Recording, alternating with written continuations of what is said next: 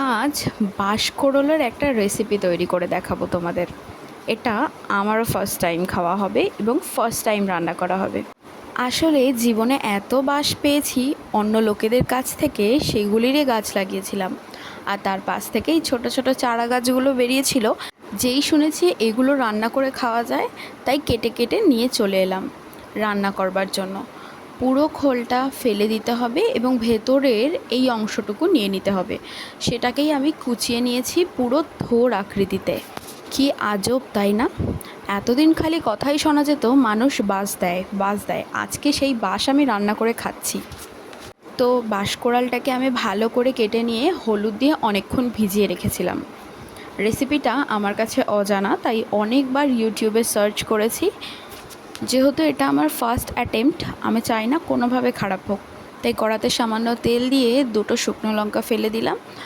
আর কথা অনুযায়ী দিয়ে দিলাম সর্ষেটা একটু ফুটে এলে দিয়ে দিলাম কয়েকটা চিংড়ি মাছ। স্বাদ কেমন হবে সেটা ভেবে স্বাদ বাড়ানোর জন্য চিংড়ি মাছ দিয়ে দিলাম, কারণ চিংড়ি মাছ যে কোনো তরকারিতেই খুব টেস্টি লাগে খেতে। তো চিংড়ি মাছটাকে একটু ভাজা ভাজা করে তার মধ্যে নুন আর হলুদটা পরিমাণ মতন দিয়ে দিলাম। তারপরে সবশেষে আমি অ্যাড করব বাঁশকরলটাকে, কেটে ভিজিয়ে রাখা বাঁশকরল। এবার আমি বাঁশকরলটা দিয়ে ভাজতে থাকব। তোমরা তোমাদের টেস্ট অনুযায়ী বাঁশকরলে স্পাইস অ্যাড করতে পারো। আমি শুনেছি এটা নাকি খুবই মিষ্টি, তো সেই কারণে আমি কাঁচা লঙ্কা অ্যাড করে দিয়েছি কিছুটা পরিমাণ।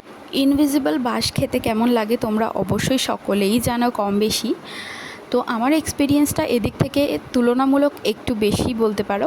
বাট আমি শুনেছি আসলে বাঁশ খেতে নাকি খুবই মিষ্টি হয়, সেই কারণে আমি তবুও সামান্য চিনি অ্যাড করেছি, কেমন টেস্ট হবে অথবা না হবে সেটা ভেবেই।